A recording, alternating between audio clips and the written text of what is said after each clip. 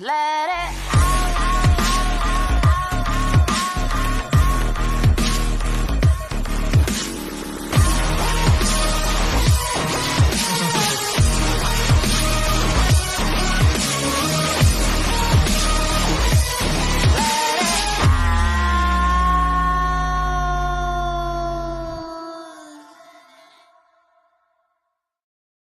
Let it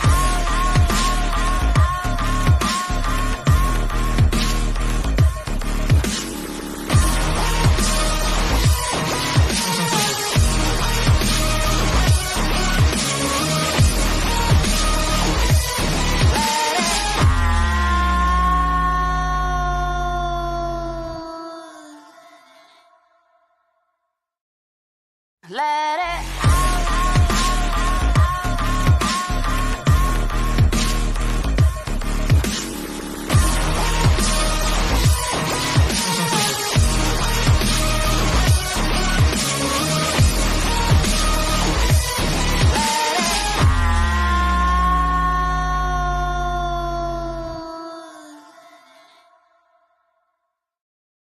Let it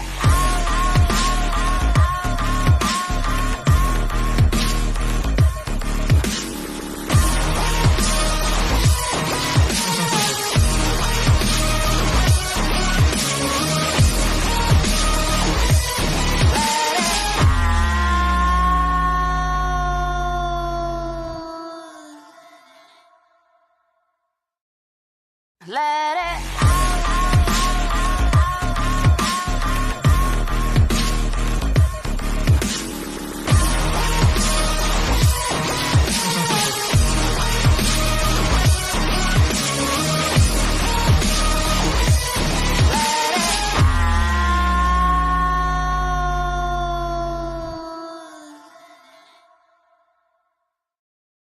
Let it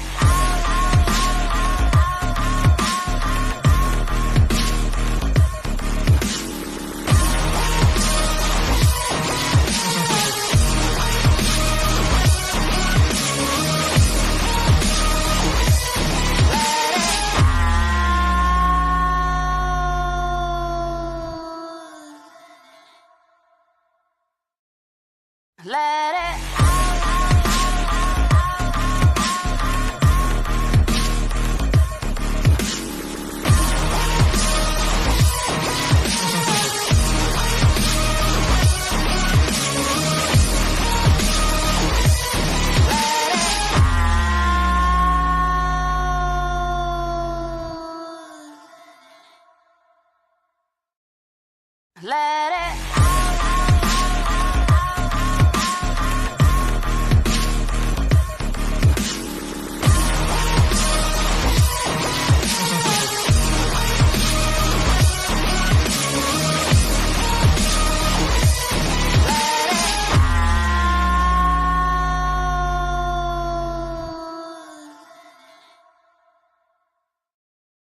Let it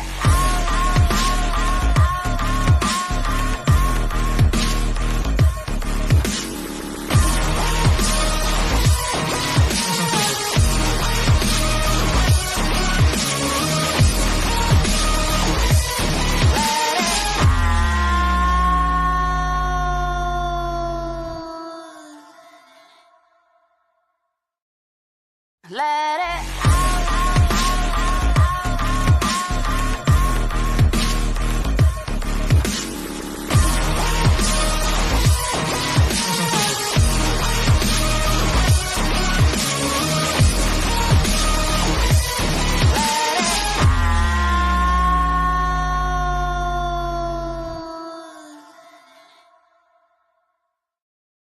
Let it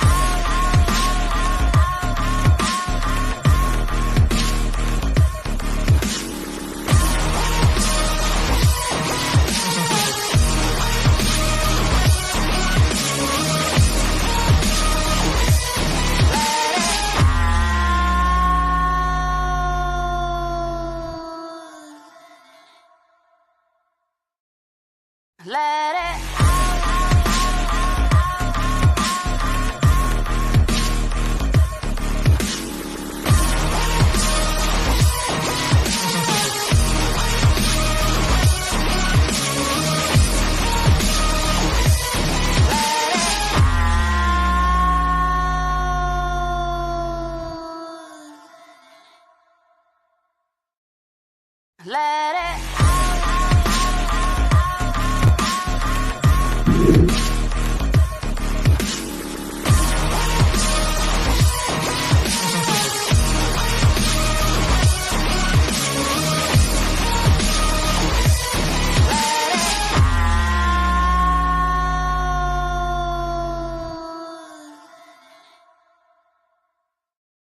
Definitely got me.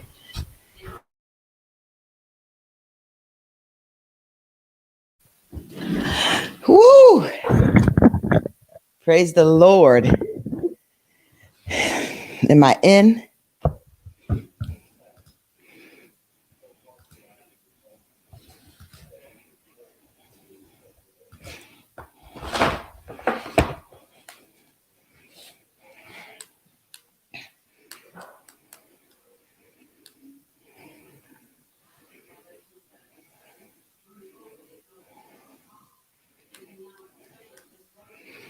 I don't even know where. I don't even know if I'm on. I don't know if y'all can see me. I don't know if y'all can hear me.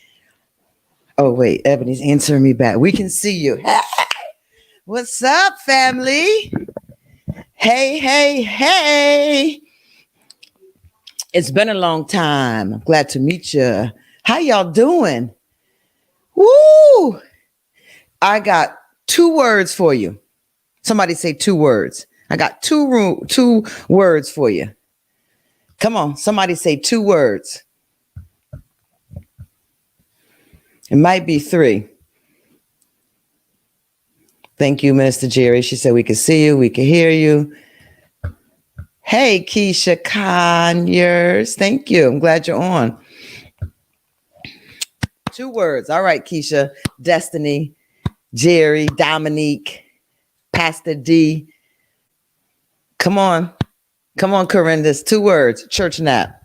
Woo, Crystal Adges, it should be illegal. The Holy Ghost just like tapped me. And I was like, well, it was 3:30, so it's probably 5:30 now. I should still be all right and have plenty of time. I decided to look at the clock. 2 words, church nap. I see text from Ebony. Come on, get in here, get on. Are you awake, Paso? Whoo, my God. Make you want to speak in tongues, them church naps be what's happening. I feel like that church nap was better than the 8 hours I got last night. How's everyone doing? Welcome, Sylvia. Haven't seen you and hugged you in a while. Welcome. Good evening, family. Looks like we're just going up. Looks like there's only 24 of us on, but it does look like we are on YouTube.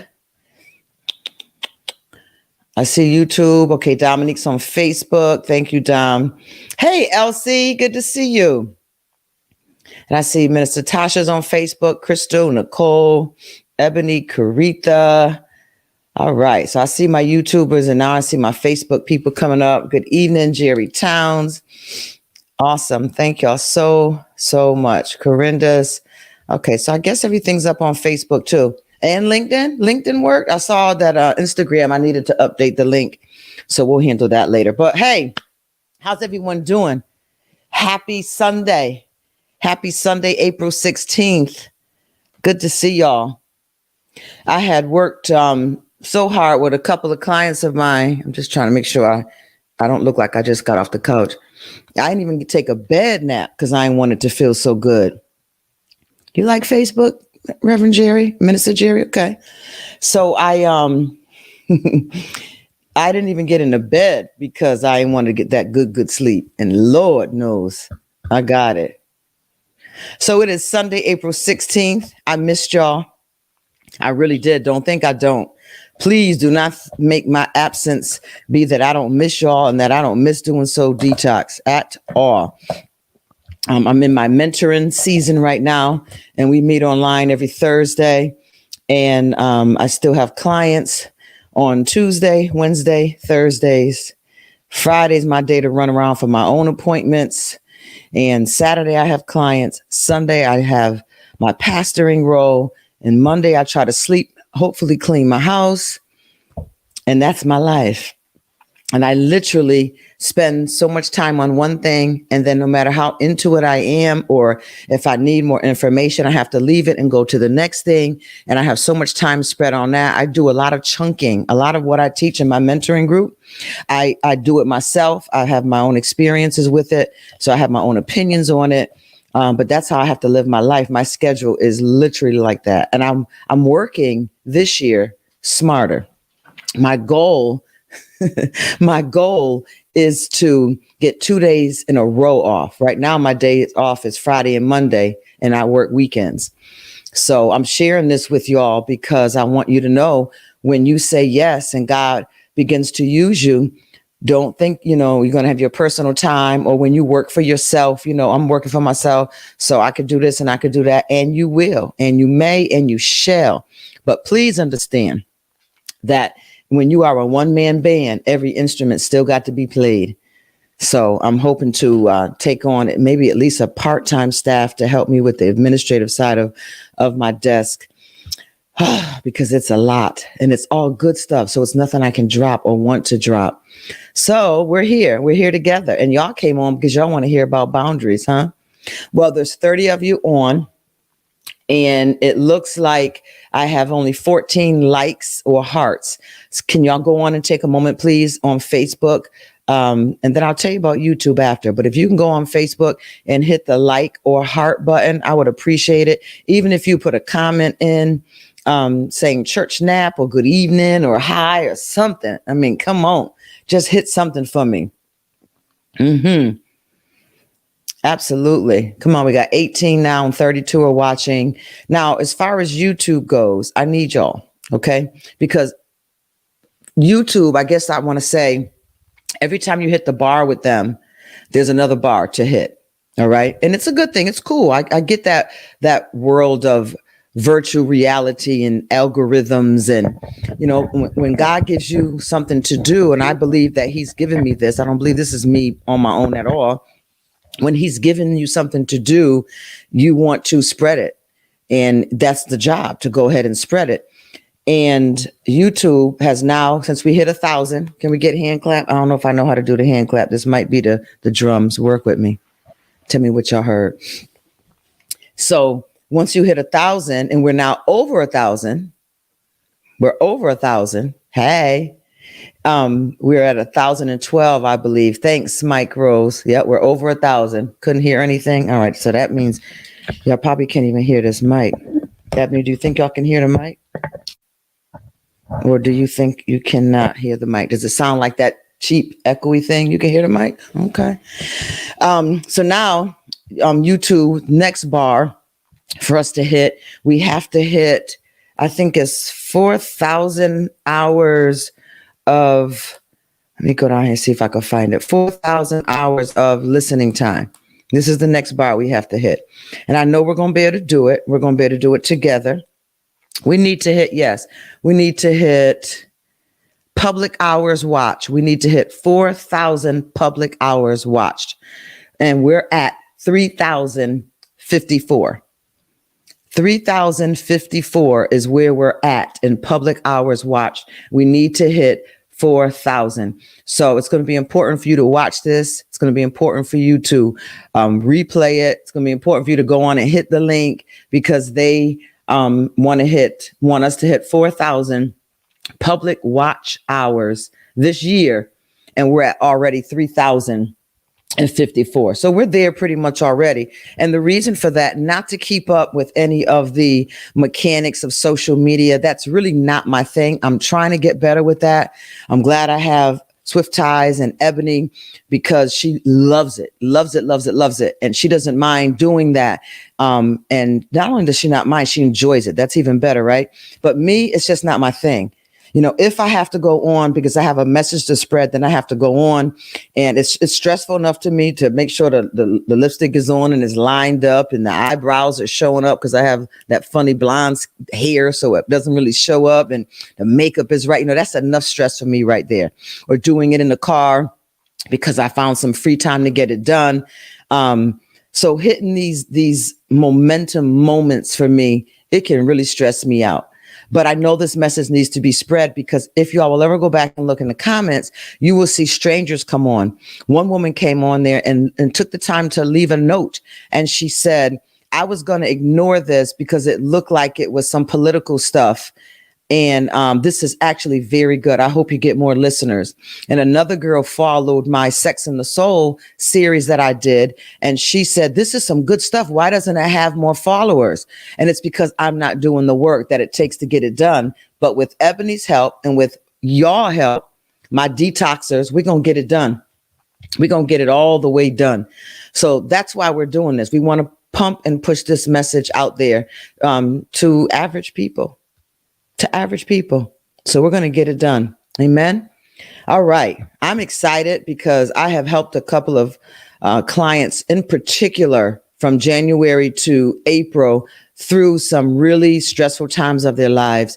And we had such a great discussion regarding boundaries. I think a lot of their breakthrough came through in sessions with me when we got to deal with those boundaries. And it was so good that I said, I got to go live with this. I got to share it to the family. I got to share it with the Detox family.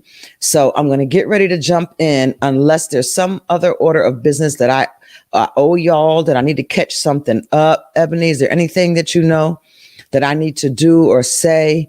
I'm going to try to get my days straight again and get a regular schedule on here. But at this point, my days are Sunday nights and Thursday nights. But Thursday nights right now, I'm still mentoring. So right now it's just Sunday nights that we're going to get it done. So I can have a regular schedule. I will have the links up ahead of time on Facebook and YouTube. So you will know that I'm coming on live, and I'll try to give you enough notice so that you will know. But if y'all could just go ahead and hit like, if you can go ahead and hit share. And I want to talk about those invisible lines. Go ahead and type in the post for me, invisible lines. Hey, Joelle. Let's see. He has a good question. How can we share it on Instagram? And I think Ebony has an answer. You can share links on Instagram from each video. So she'll put something up there for us and show us how to do it. But that's a good question, Joelle. Thank you. Good. We're going to go ahead and get started on boundaries. How many of y'all know that you have boundaries even if you are not aware of them? Let me propose the question in a more sensible way. My brain's getting back in my head now. How many of you have discovered that you actually had boundaries, but you were never aware that they were there? Yep, I see hands up with Corinda's. Come on, LaShawn. She said yes. Crystal said yes. Yeah, you actually have boundaries in place automatically. You are not even aware of them. Hey, Nelisa, bless you. Destiny, very good. Come on, Cora, Sharon. Absolutely. Let's go. Cherie, good to see you. Yes, we have boundaries that we are not even aware of. So sometimes people think, oh, I never heard about boundaries before. Well, we're giving you the language for it, but you already have boundaries in place. In fact, the example that I'm going to give tonight is a very specific boundary that we all have, but we violate it often. And that's why it's so powerful to get on here tonight, because we have boundaries already in place. Maybe we didn't have the information or the language to identify the boundaries, but boundaries are automatic in our life. And what we need to do is begin to respect our own boundaries, because this is what I've learned, especially in working with clients. When you don't respect your boundaries, you cannot expect other people to respect your boundaries. You cannot expect other people to respect your boundaries if you don't respect them. And when I say respect them, I don't necessarily mean, this great honor or this great attention that's due to it. I mean, validating the fact that they are there and making sure that you know that they are there, that you like them, that you appreciate them, and that you may even talk about your boundaries with people. Yeah, there's boundaries that you can talk about because they are automatically in place. So it's important to respect your boundaries. Because if you're in a position now where you're going to want people to respect your boundaries, and that is the purpose of them, you have to know that they're there. Guess whose job it is to respect the boundaries? Whose job? Because other people can say, I'm not going to respect your boundaries, I'm out. But whose job is it to respect your boundaries? Yeah, ours. It's our job to respect our boundaries. And when we flip-flop on our boundaries, when we decide that, oh, I'm going to lower them, for this situation, you're not showing people.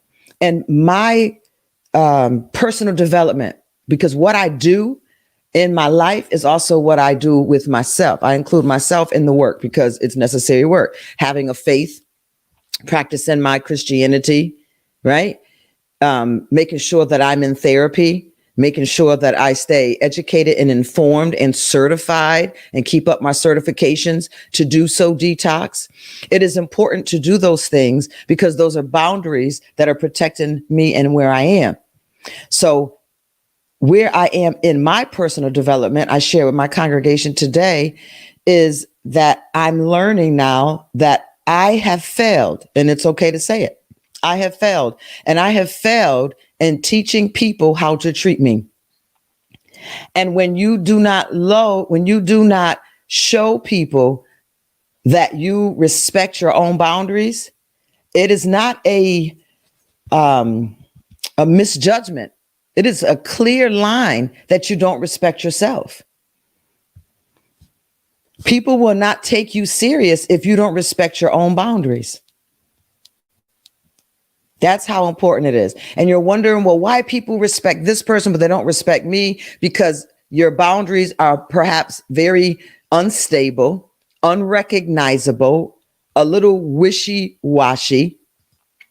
And you change them because there's certain people you love. So you alter your boundaries, or there's no boundaries at all with a certain group of people. And that's not the purpose of boundaries. So in showing people your boundaries, explaining your boundaries, respecting most of all your own boundaries, you are in fact teaching people how to treat you.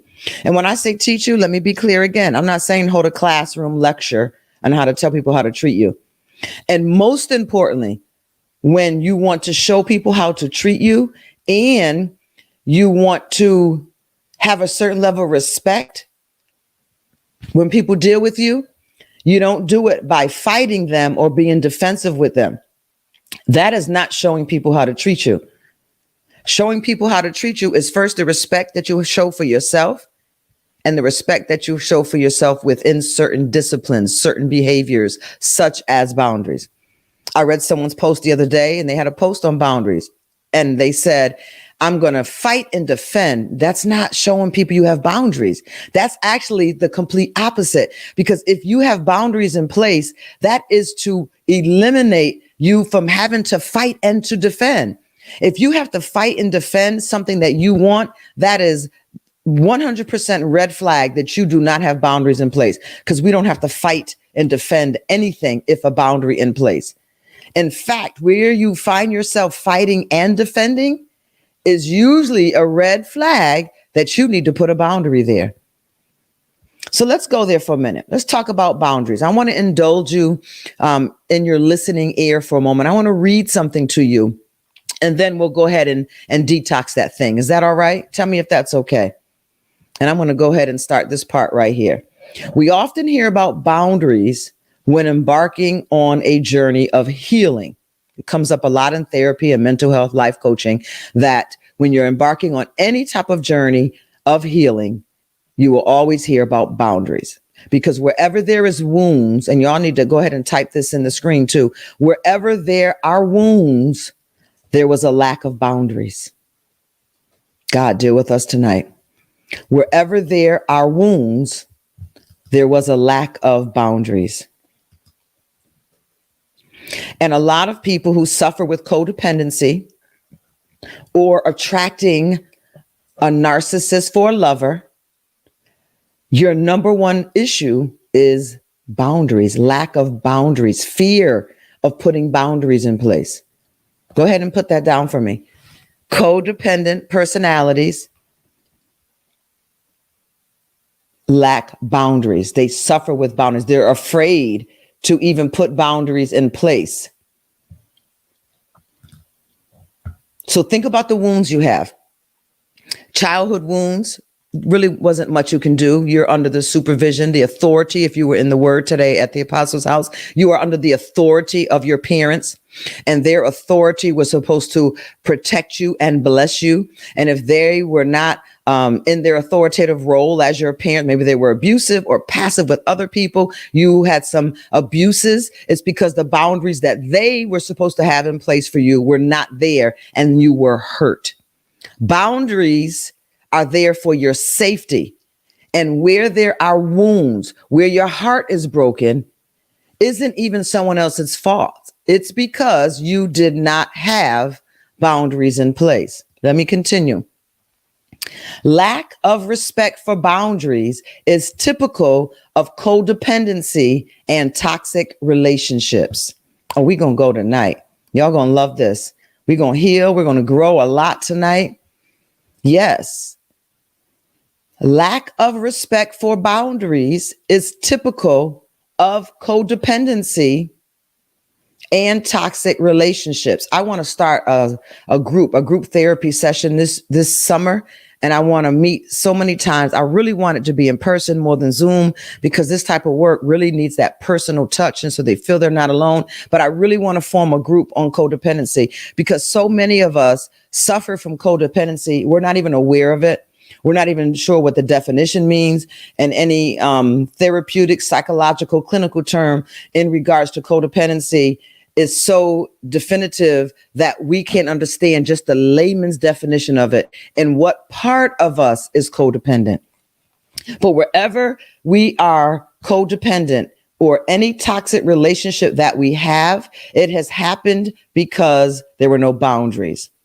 So what we're going to do tonight, we're going to talk about what is boundaries. You're going to be clear of what boundary means tonight. Isn't this wonderful? And it's free. Come on, y'all, put your hands up. Isn't this good to get this kind of information? You didn't have to book an appointment. You didn't have to pay for a session.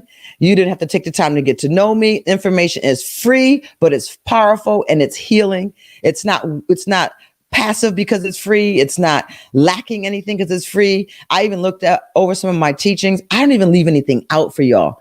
Like, the smart marketing thing to do would be to leave something out to make you come on to get more.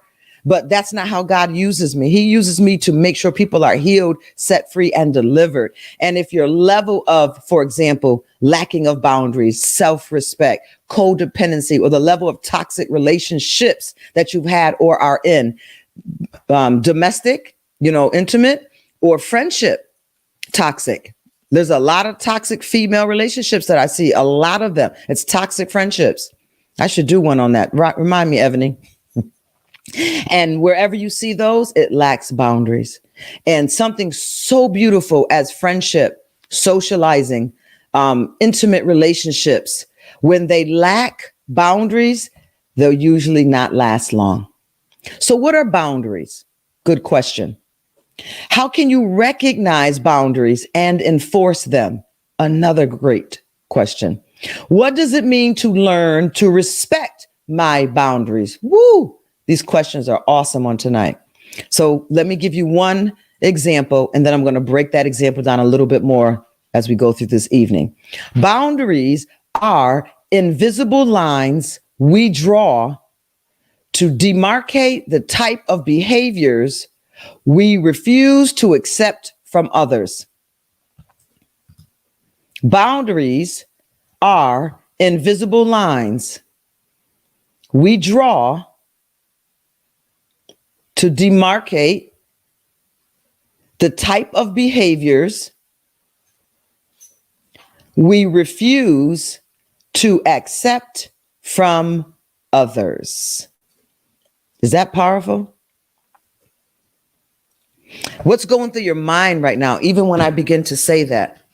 Boundaries are invisible lines that we draw, and they're there to mark the type of behaviors we refuse to accept from others. For example, a person may cross one of our boundaries by using us sexually or by using physical violence on us. These are the most typical, highly spoken about, common examples we think of when we talk about boundaries. And while they are obvious examples, they don't tell the whole story. They don't tell the whole story. In fact, boundaries are a much more subtle thing to understand. Come on, type it if you can. Boundaries are much more subtle things. Usually, by the time we've gotten to a place where somebody has violated us sexually, or they have violated us with physical violence, there were many boundaries that either were not in place or were already violated before we got to that level. Boundaries will not allow things to get to that level. Boundaries are much more subtle things to understand, as not all boundary violations are something people do. Sometimes it's what they do not do. Now I'm in the middle of it now, and now we're talking about us. We're not talking about them. We're not talking about other people violating our boundaries. What we're talking about now is how we violate our boundaries. Let me read it again.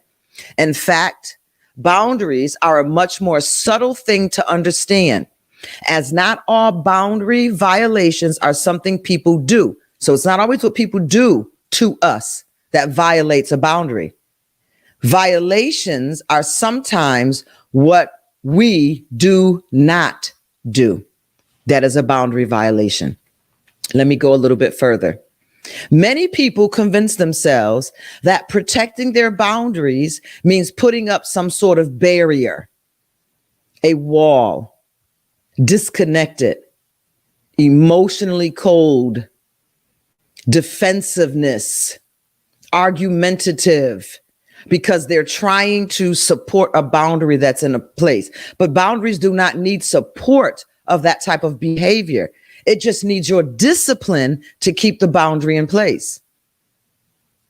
Yeah.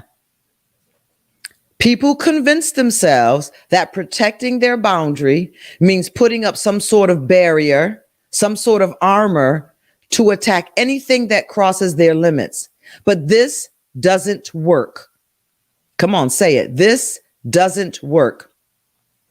And it doesn't work for two reasons. First, the moment we become defensive of someone or something, the moment we become defensive of someone or something, we are actually feeding and empowering that thing from which we are trying to protect ourselves.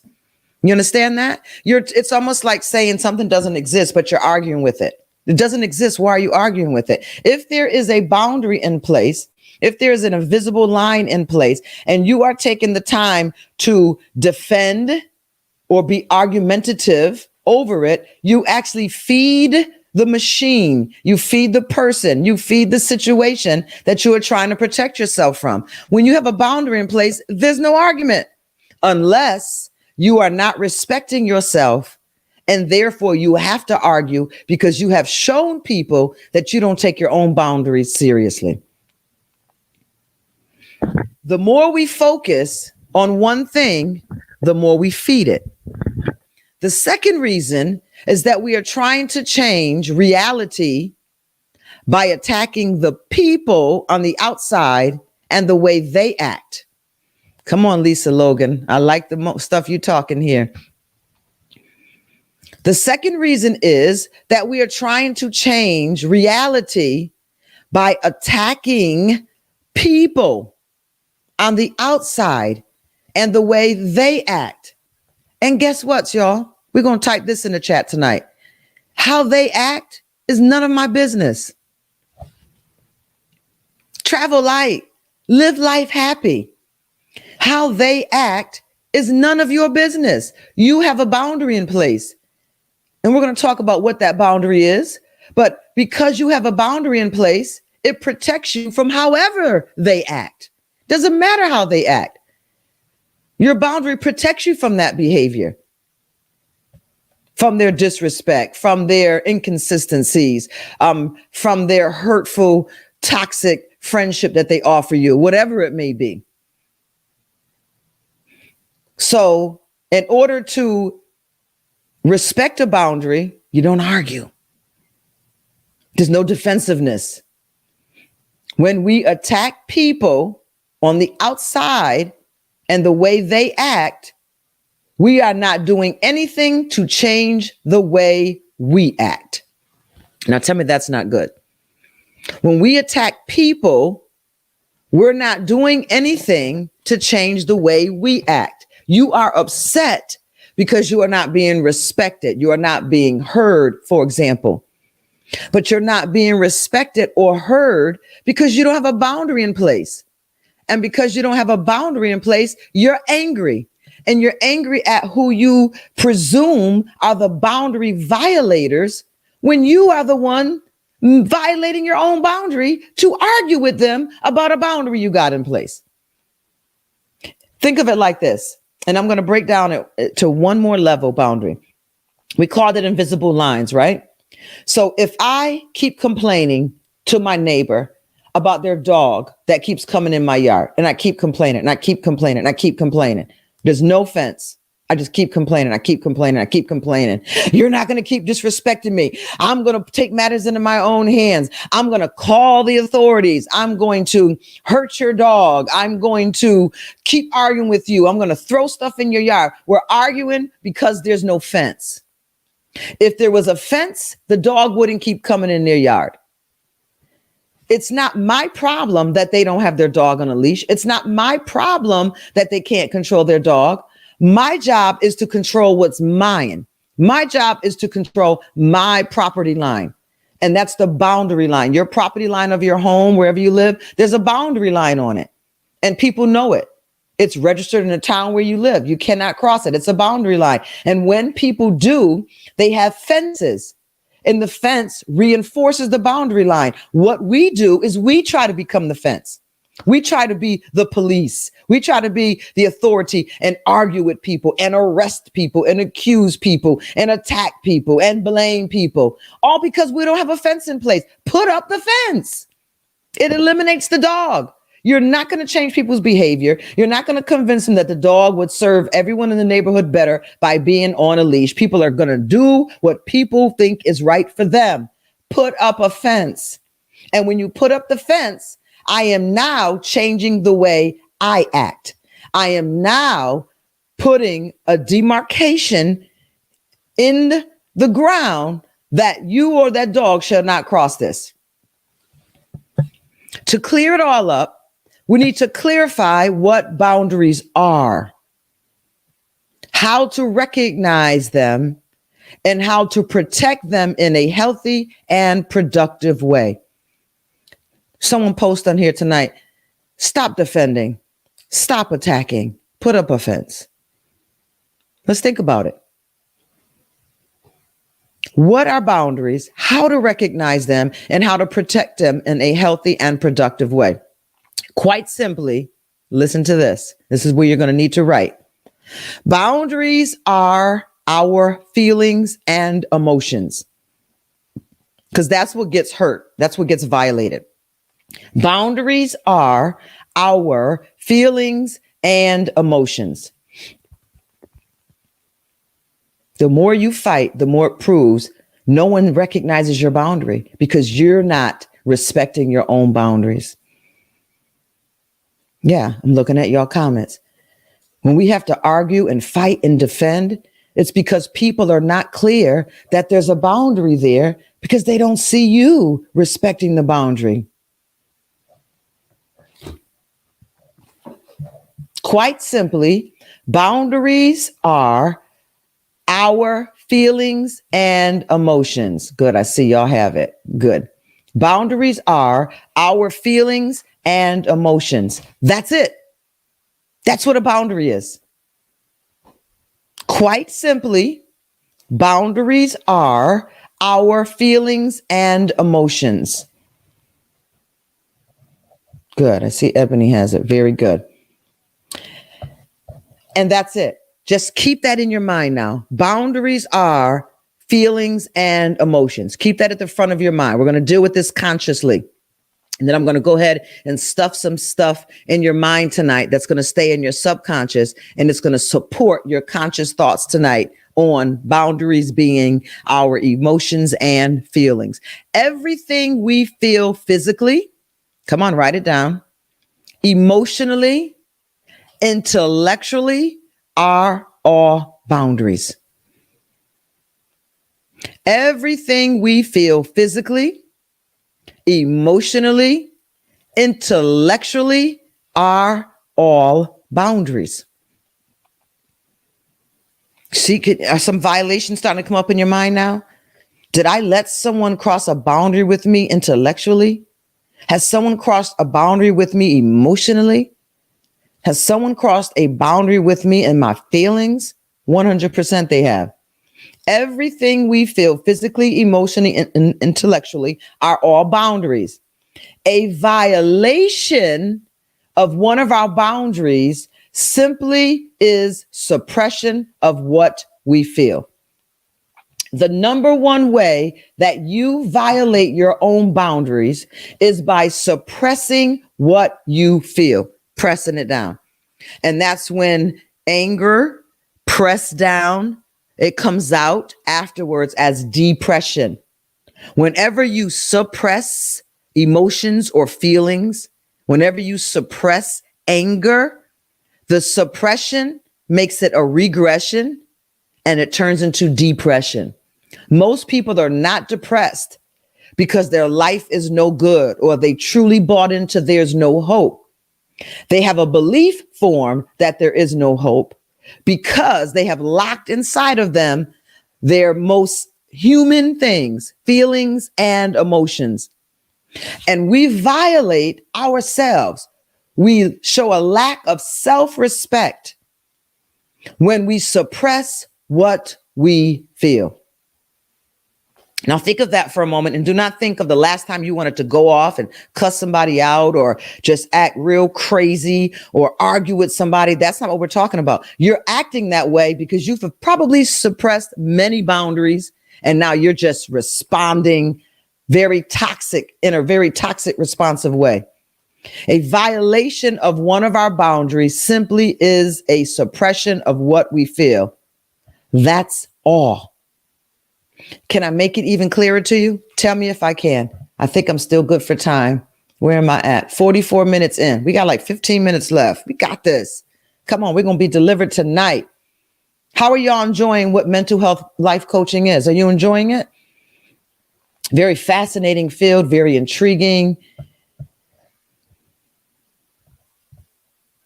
Enjoying it very much. Making it plain. That's right. Good. Very good. LaShawn said she loves it. Here's an example of a boundary and then how we violate it. Are y'all ready? Let's go. Very simple. This is going to be the one that sets us all to a good night's rest tonight.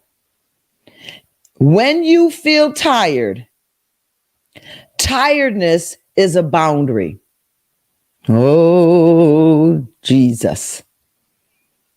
If you feel tired, then tiredness is your limit. Let me say it a different way. If you feel tired, then tiredness is your boundary. A limit is a boundary. So whenever you feel tired, whenever I feel tired, there's a boundary that needs to be respected. For example, how do you respect a boundary of tiredness? By sleeping. Come on, even Jesus took time. We're not respecting our first boundary of obeying our bodies when it's tired. When our body is tired, it has reached a limit. A limit is the sign of a boundary. And how do you respect the boundary of tiredness? By sleeping. How do you violate that boundary? Is by not respecting your tiredness and you keep working. Who am I talking to tonight? And this ain't speaking for some lazy people to kind of like, I don't want to work anyway. No. You know what I'm talking about. If you feel tired, then tiredness is your limit. A boundary, in fact, that needs to be respected. For example, by sleeping, changing your bedtime hours. Maybe some of us just stay up like we still in our 20s and we know we're in our 50s and we need to shut it down a little bit early. Maybe some of y'all have started your careers or your own businesses. You started your companies and your foundations. You started your ministries. You're doing more ministry work in the house of God. So you have not adjusted to the boundary lines. You're getting tired at 8. So you need to do everything that you need to do by 8 p.m. to shut your life down, to be sound asleep by 10 p.m. or 9:30, whichever reasonable. I'm just giving you an example. But you're still on the phone. You're still running around for people. You haven't taught your kids or your husband that there's a boundary in place. So they're violating it because you continually violate it. How many hours have you said, I'm so tired? Ooh, I'm tired. Oh, I'm tired. And we think it's okay to show up tired because we didn't respect a boundary the night before. We think it's an excuse to say I'm calling out today because I'm tired, because we didn't respect a boundary of a bed hour. We think it's okay to do messy work or sabotage other events that people are expecting you to be at or expecting you to perform at because you're tired. Y'all don't respect that I'm tired. You didn't respect the boundary to go to bed, and now you want us to respect that you're tired? It's not fair. You're violating boundaries and you're putting the results of that on us. And that's what we do to employers. We do it to our ministries. We do it to our families. We do it to our friends. We do it to our churches. We do it to our God. And we even produce messy or less than excellence in our performance. And we wonder why people don't respect the level of performance that we give, the level of excellence that we show up in. We don't serve in excellence because we're tired. And so everything's like 50% of our progress is showing up. And you really want to show up big for this because you want this promotion. You want an opportunity to do this great thing that you know that you can do, but you don't respect the boundaries that you need to put in place. The study time boundary and when to stop. The work time boundary, when to stop. The running around boundary and when to stop. When you are tired, that is a boundary. You didn't form it. You didn't make it. God put boundaries in place. We all have boundaries in place that we are not even aware that they're there. I used to get mad when I get tired. Did I have anybody on here with me? Oh, I'll be like, come on, girl, we got too much to do. And I'm pushing my boundary and I'm pushing my boundary. Tiredness is a boundary. And to respect the boundary, we go to bed, even if we have to now shift our bedtimes. I was blown away. Because I'm the type that will work till 12, 1, 2, sometimes 3 o'clock in the morning. I'll be up working, handling, 3 different systems that I have going on. And one night I was listening on a masterclass to Oprah, and she shared that 10 p.m. is a late bedtime for her. I was like, 10 p.m. Oprah goes to bed at 10 p.m. Okay, yeah, she got a staff, but she has to be in charge of the creative side. How does she do all that and go to bed by 10? She said her normal bedtime is like 7 o'clock at night because her morning starts at 4 or 5 in the morning. The Bible even tells us about arising early, the early riser. That's the hour of miracle. If you know the prayer watch, the early riser is the most healthiest time for our bodies. The early rising is the most beneficial and healthy time for our minds. It gives us time to pray and to meditate. Y'all who are into the universe stuff, it gives you time to connect with the universe. For the rest of us, it gives us time to align with God so that the universe could get on the same level that God has us on, so that favor works in our behalf through the entire day of the universe. And I'm not saying everybody got to get up early. I'm just giving an example about Oprah, who has way more busyness than we have and has the staff to do it. But, when the more staff you have, people of God, it doesn't mean that there's more that's being done. That's more meetings. That's more people to follow up with, more conversations you have to have, more things you have to approve. It's really more work when you have more staff, but it is necessary. It is needed. My point is, Oprah recognized in order to produce and to show up at the level that she has signed up for, she had to obey a boundary, and she has to go to bed before most people go to bed. They get to stay up 3 and 4 more hours. They get to go to nighttime shenanigans and have a good time and enjoy themselves. She has to shut herself off because she has chosen to produce at a certain level, and to not produce at a certain level of what she wants to do is a violation of her own boundary. Not having a particular bedtime in place is a violation of a boundary. That's 2 so far. And for us, working past the limit of our tiredness is the violation of a boundary. And all we have to do to show respect for it is to go to bed. I think she might want to go out. How y'all doing? Y'all still with me? I know us workaholics in here is probably real upset at this teaching right here. Let me see what we said. We must respect our boundaries. Help us. Yeah, exactly. Let me put that one over there. And when to stop. This is so helpful. Yes, me again. And then we begin, Pastor D, such a pastor. And then we begin to physically pay for it. I am going to bed after So Detox. Yeah. So think about it. I don't have any boundaries in place. This is why people disrespect me. No. First, I want you to recognize the invisible lines in your life that you are not respecting. This is what I've given my clients to do for their client work. The extension of the office session, the soul work that I've given them to do. I want them to first start slowly, bite off slowly, and tell me every day a boundary that you learn that's in place that you are not respecting. You weren't aware of it before. If you all want to follow this extended session of mental health life coaching, I want you all to take the time over the next week until we get back on here again and note all the boundaries that are in place every single day that you ignore. Okay, let me go a little bit further because I have a little bit time left. I have about 7 minutes left. Let me see what I can get done. Diamond wants to say hi, everybody. I have about 7 minutes left. Another example.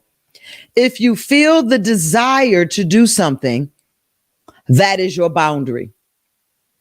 Feelings, remember, in emotions are boundaries. Anything that violates our feelings, our emotions, or our intellect is a violation of the boundaries. So if you feel the desire to do something, that's a boundary. That's powerful, right? Did you ever think of that? Did you ever love yourself enough to say a boundary is because I desire to do something? I want to do it. And a violation of that boundary is when I suppress that thing I want to do. To respect that limit, you need to respect that desire by satisfying it. See, y'all thought we was going to come in and check everybody. Now we just going to check everybody. No, we're going to check ourselves. To thy own self be true first. We're going to start here before we can give to others and even give a greater ministry unto God. We first got to have it in ourselves. If you feel the desire to do something, that is a boundary. To respect that limit, you need to respect that desire by satisfying it. The moment you go against it, you are not respecting it, which means you are in violation of a boundary. What is it that you desire to do and you suppress it? You might want to talk to somebody. My goal tonight, had I not had that church nap, my goal tonight was to actually open up the phone lines for the first time and open it up for 2 or 3 people to call in, and we can hear from the audience about what they realized was a boundary that they violated. Maybe they have a question about boundaries. Maybe they want some feedback on how to start a boundary in a particular area of their life. I wanted to take calls tonight for the first time since starting So Detox, but that church nap. But I'm going to do better next time because that's my boundary now. Y'all get me? So our view, if you are involved in this program with me and I'm taking you through either the healing of a toxic relationship or working you through codependency that was formed in childhood and probably reinforced through the relationships that you had later on throughout your life, I'm sure you are a very perceptive person and you probably already understand the fundamentals, the concept of boundaries, which often remain misunderstood by many people. Even online, when I listen to people, they try to sound so deep and they try to use this influence and they're not even describing boundaries to a level that any of us can understand it, never mind apply it. But if you pay attention to the two examples, this is what I want you to have for a takeaway. I never said that someone else is violating your limits. I said that you are the one breaching them.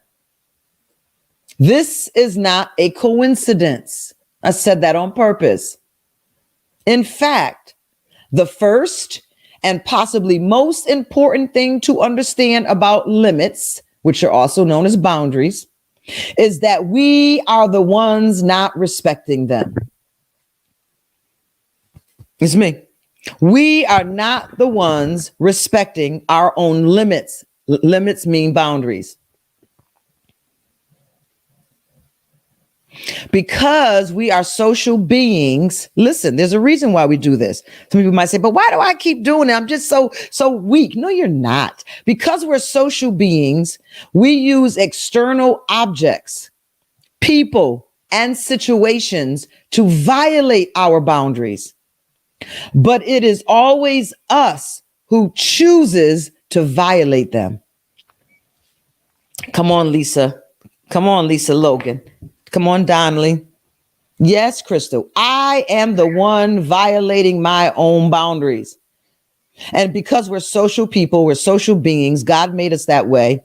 We tend to use external objects, people, and situations to violate our own boundaries. But remember, it is always you or I who chooses to violate them. Let this concept sink in tonight because it can change your life. The sleep thing, has that done anything for anybody already? I've already taken this in this year and everything's different for me because I now realize that when I'm tired, that's a sign. It's a limit of what I can do for that day, which means it's a boundary. And if I'm going to have any respect for myself, if I want anybody else to respect me in this household, I've got to show boundary line, I'm going to bed. Well, you don't have to argue it. You don't have to excuse it. Let this concept sink in because it can change your life if you understand it fully. It's not other people violating your boundaries. It's you. I got some more examples for you, but we're going to talk about those next week when we get on. What I want to bring tonight is this. I have some additional examples to give you. I've given you one, I think, or maybe two I've worked tonight out with you on my own to help you understand what it means to respect your boundaries, to help you understand that you must first respect your limits, to help you understand that you must first respect your limits. And doing so, you also respect what you are feeling and not externalizing what you are feeling by attacking the other person and trying to change them. Oh, I need to back up. Rewind. Even though I hope that these couple of examples that I've only given you for tonight helped you to understand what it means to respect your boundaries, to help you further understand that you first must respect your limits. In doing so, you also respect what you are feeling. Feelings are important. And not externalizing what you are feeling by attacking the other person and trying to change them. It's not going to work. Simply based on how other people behave, depending on the circumstances, you are the one who has to react by respecting your feelings, by acting in a way that will make you feel better. And that is right for your boundaries. Look at y'all using some of the wording and language from So Detox in January. I'm proud of y'all. You are the one who has to react by respecting your feelings, by acting in a way that will make you feel better and that is right for your boundaries. I want you to listen to this, and we're ending for tonight. If you grew up in a toxic environment, how many feel that what you grew up in would be considered a toxic environment? Let me see your hands or your yeses. If you felt what you grew up in was a toxic environment, I feel I had a pretty good home life. I think my home was safe, thank God. I had a mother and a father, so I learned the leadership of a man. I learned the leadership of a woman. I learned the matriarch and the patriarch. So I don't have a problem respecting leadership. I don't have a problem being challenged by a man because I had that in my household. There was love there. There was room, board, and shelter. It was there. But there were some things that went on that were not good for me that I would consider was to be a toxic environment for me as a child. I wasn't able to be heard, and I was kind of like challenged in ways I shouldn't have been challenged in. And worst of all things in my childhood, going through my own therapy process, the bullying that I received as a child in my family home was of the most detriment to me that I received. It was toxic. Though we had two parents, and we had food, and we had clothes, and we had shelter, and we had love, and we were together all the time, and no one sexually violated me, not to the extreme of rape. I'm going to leave it at that. There was some little cousins things that goes on, but all of that was beautiful. And it's not to take away from what my parents gave me, but it was a toxic environment because I was allowed to be bullied by a sibling, and the family didn't recognize it as bullying. And to the point, it was psychological bullying more than it was physical. It was great that I survived it. To God be the glory. So it was toxic in all of my rights, right? And guess what, y'all? If another sibling who raised in the house with me disagrees with me, that's not my problem. This was my experience. This is what I took away from my childhood. And if I have to suppress my story, if I have to suppress my feelings on my childhood because it hurts you to believe that we were both raised in the same house and what I received in the house was toxic, and you feel I'm attacking mom and dad, for me to suppress my feelings is a violation of my own boundary. And I will not suppress my feelings to make you feel better. I will not be rude and disrespectful. I will not use foul language. I will not defame your character. I will not attack you, because that means I don't have a boundary in place. But I will not suppress my boundary or my feelings for anyone ever again, because I had to do that to survive bullying. Are y'all with me?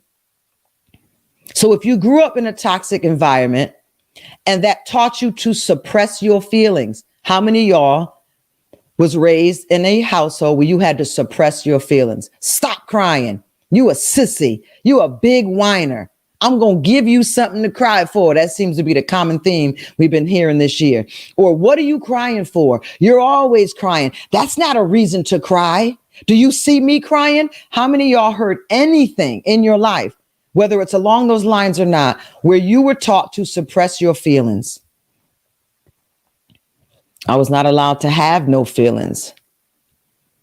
I want to get to the point of never suppressing my feelings, and you shall, in Jesus' name. If you grew up in a toxic environment that taught you to suppress your feelings, your needs, and your desires, you hear that? Your feelings, your needs. What about your needs? Maybe you had some special needs.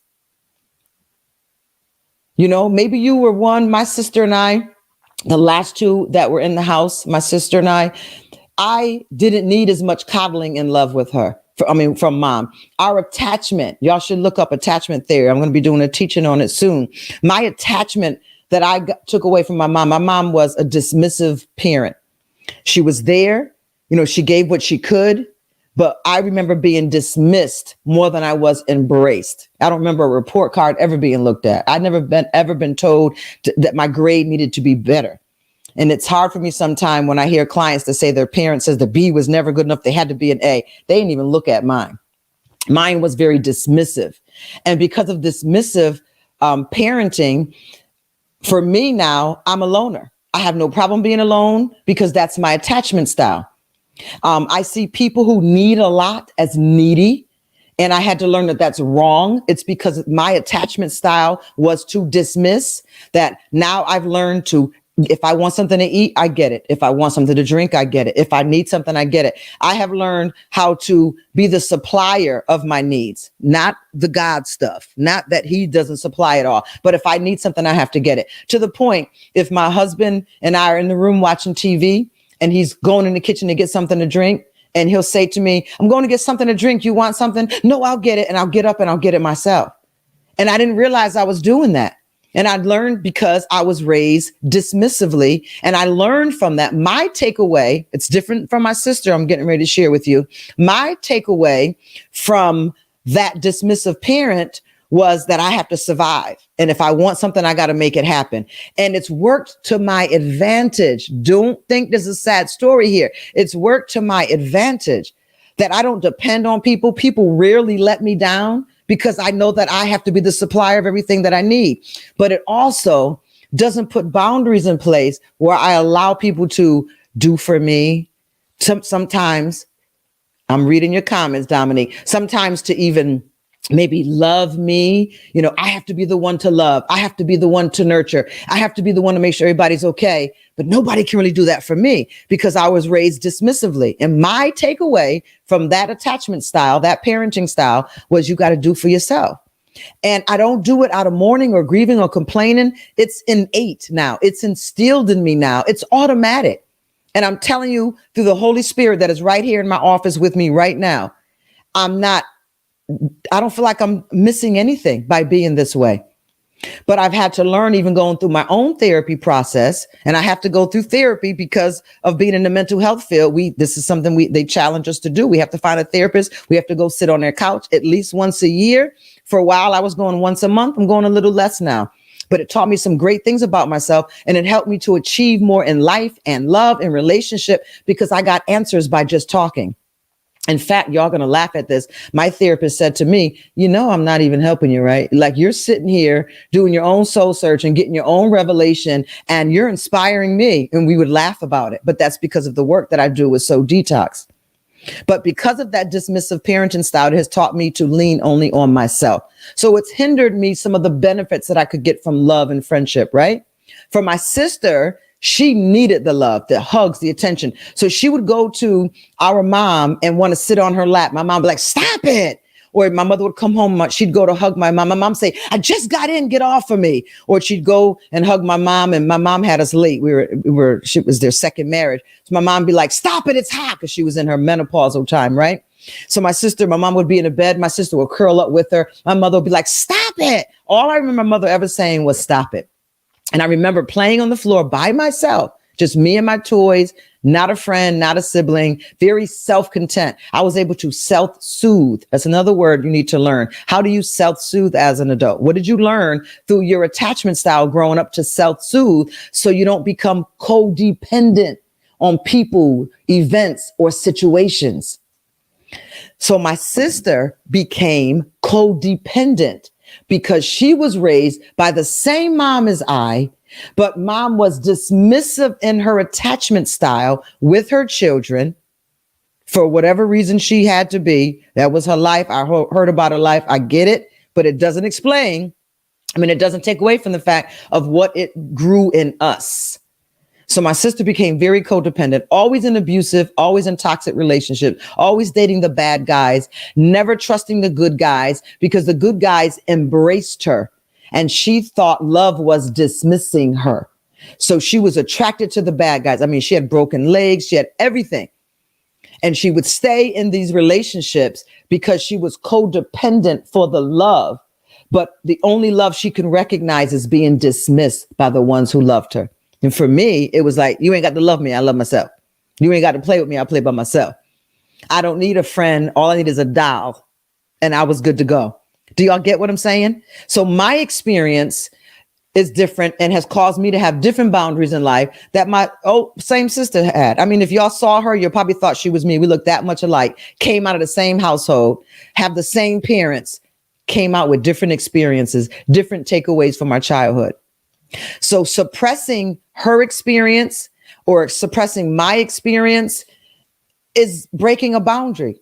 We have to be true to our own self if we really want to be authentic people, if we really want to be people that are of the way. We have to express our feelings, and we have to be able to understand our feelings and find a safe place to acknowledge our feelings, even if we find out after acknowledging them that they're wrong. Sometimes our feelings are wrong, y'all, but because we suppress them so long, we feed them with a fantasy illusion, we buy into the hype, and our feelings are wrong.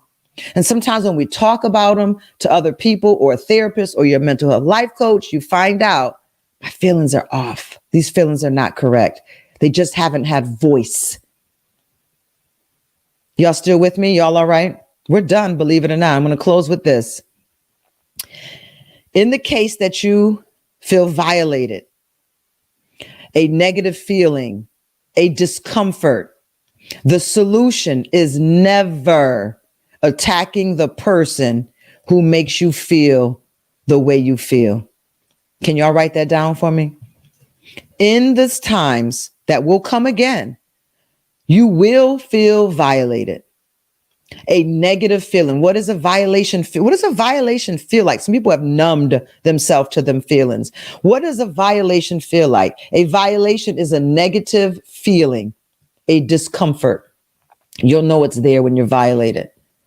The solution is never attacking the person who makes you feel the way you feel. The solution is to get to the bottom of this feeling, come on, to get to the bottom of the feeling and unlock whatever was blocked during your childhood that is letting you not respect your boundaries. Man, I need 2 hours with this. We already an hour and 15. Just give me 60 seconds. 60 seconds. The solution is never attacking the person. You will never get what you need out of them by attacking them. The solution is to get to the bottom of this feeling. What is this feeling? Someone had written in the post tonight, they're feeling triggered. What is this trigger?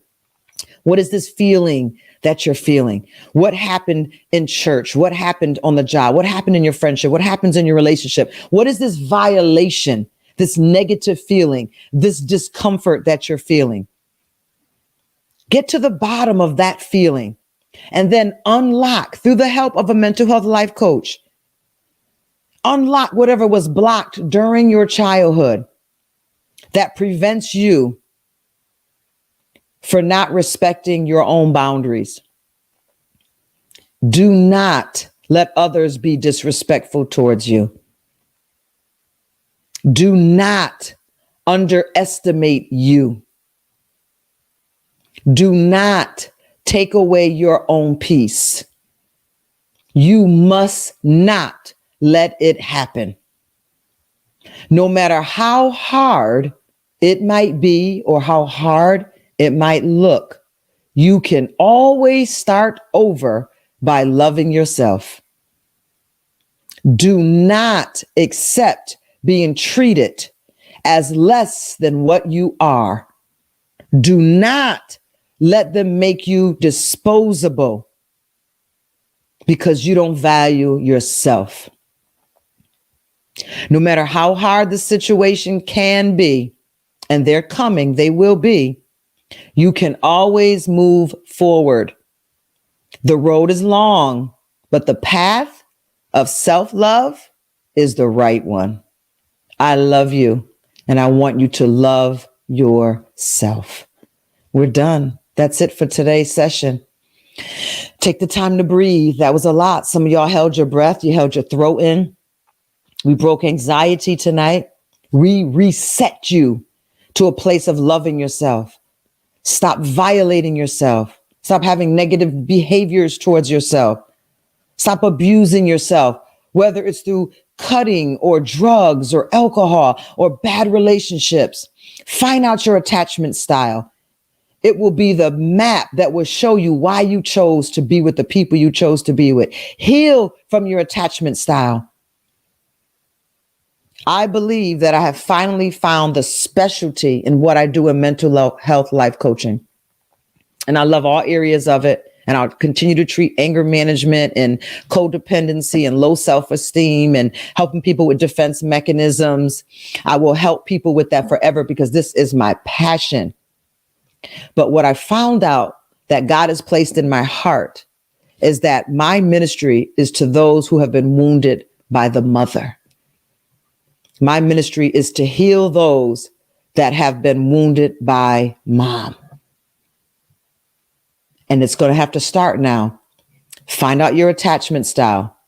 Find out by learning your attachment style why you attracted all that you attracted to it. Find out what's the healthy attachment style that you should have. Find out if there's any codependency in your life. Start getting the help, getting the clarity. Start the journey to self-love. If there's some codependency there, I can help you. My coaches, they're here to help you. We want to make everything possible to you that we can. But once we take someone through that season of the rejection of mother or the lack of emotional attunement or attention from mother, the way to heal that wound, listen to me clearly, the way to heal that wound that mother left. Yes, we have father issues, but the mother wound is always greater because her role is greater and it's longer in your life.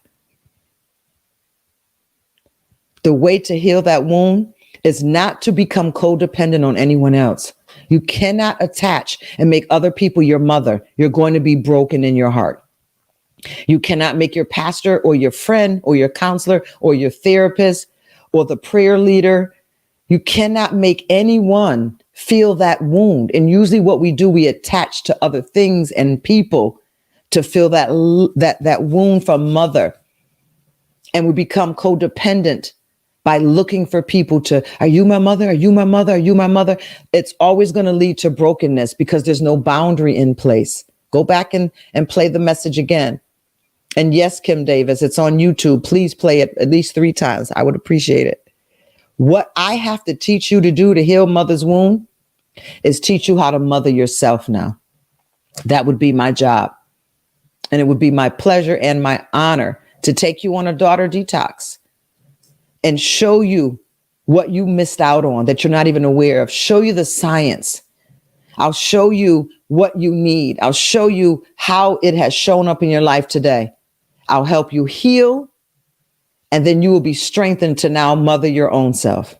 And that's the goal of every maturing adult, every matured adult, every maturing child, is to eventually you have to mother yourself, whether you had a healthy, secure attachment style, an avoidant, dismissive attachment style, an angry, dismissive attachment style, no matter what your attachment style was with your mom or what you perceived it to be with your mom.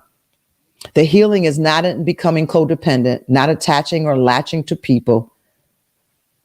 The healing comes in learning how to mother yourself. And that's for everybody in the universe. That's it. My time is well spent. I thank y'all so much. If you'd like to send in a seed for this work that we do, it will be awesome because I do want to get another podcast machine so that I can take calls. I would love to hear from y'all in person tonight. And for those who are willing to be transparent, for others to hear it and to be able to listen to the questions and get another level of deliverance that I maybe not giving you all on my own. I love you. I love you with the love of the Lord, and I bless you. And I wish above all things that you prosper and be in good health, even as your soul prospers. Please go ahead and subscribe on YouTube and look for the broadcast notifications on Facebook and YouTube so you don't miss a beat. I want to help mentor you into mental health. God bless you and good night.